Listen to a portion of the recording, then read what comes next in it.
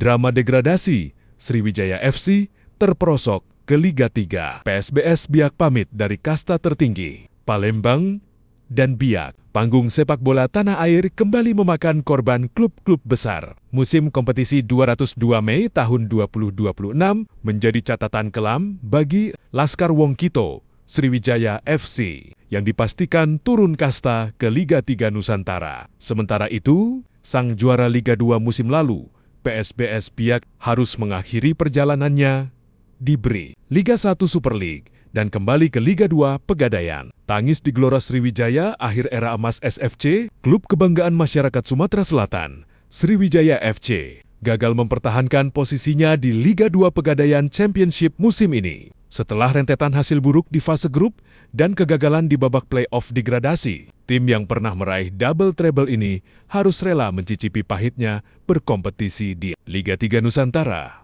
musim depan. Krisis finansial dan inkonsistensi performa di lapangan ditengarai menjadi penyebab utama merosotnya prestasi klub yang bermarkas di Stadion Gelora Sriwijaya Jakabaring ini. Supporter pun meluapkan kekecewaannya, menuntut evaluasi total dari pihak manajemen agar klub tidak semakin tenggelam di kasta amatir. PSBS Biak singgah sekejap di kasta tertinggi. Di sisi lain, badai Pasifik PSB Biak harus menerima kenyataan pahit setelah hanya mampu bertahan satu musim di Liga 1 Super League 202 Mei tahun 2026.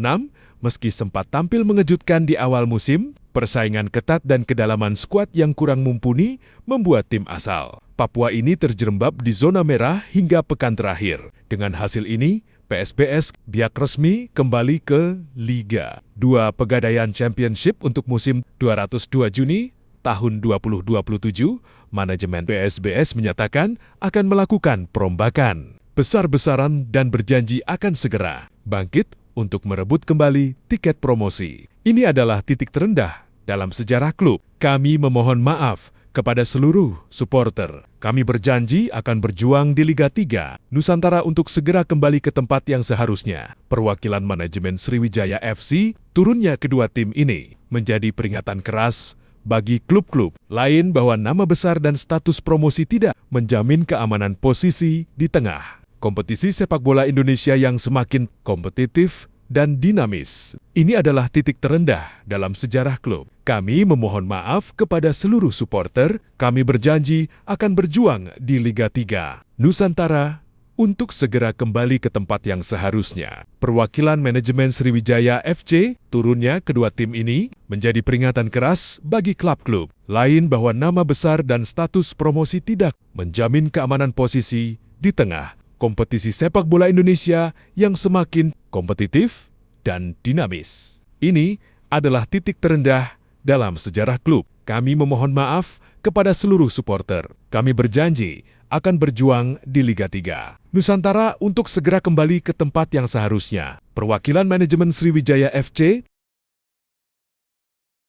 Garuda Yaksa FC segel tiket promosi.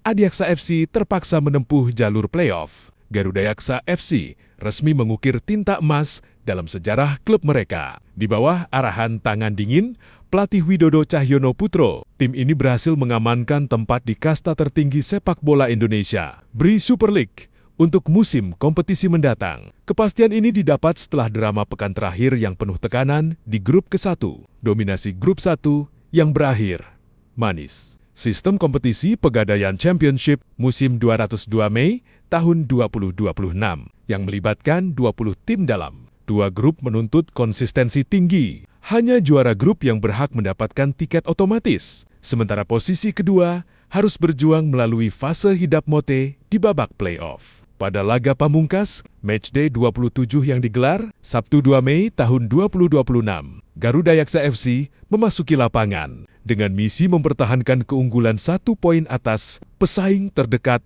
mereka. Adiaksa FC, berikut adalah rangkuman hasil krusial tersebut. Garuda Yaksa FC versus Persikat.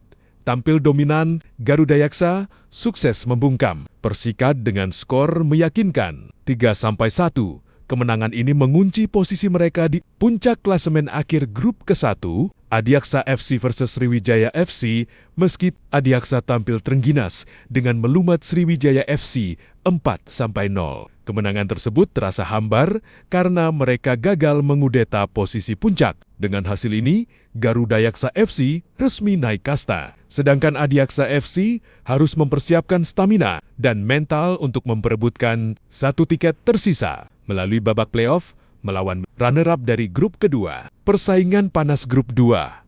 Siapa menyusul ke kasta tertinggi? Jika grup 1 sudah menemukan jawaranya, ketegangan justru sedang memuncak di grup kedua. Dua tim legendaris, PSS Sleman dan Persipura Jayapura, akan menentukan nasib mereka pada hari Minggu 3 Mei tahun 2026 besok. Saat ini, kedua tim sama-sama mengantongi 53 poin. Namun, Laskar Sembada PSS Sleman berhak menduduki takhta klasemen, sementara berkat keunggulan selisih gol yang lebih baik dibandingkan Mutiara Hitam Persipura. Situasi ini membuat laga terakhir besok layaknya partai final bagi kedua tim. Skenario penentuan, PSS Sleman wajib menang atas PSI Semarang untuk memastikan tiket otomatis tanpa harus bergantung pada hasil pertandingan lain. Persipura Jayapura harus meraih poin penuh saat menjamu Persiku Kudus, sembari berharap PSS Sleman tergelincir atau setidaknya mencetak margin gol yang sangat besar untuk mengejar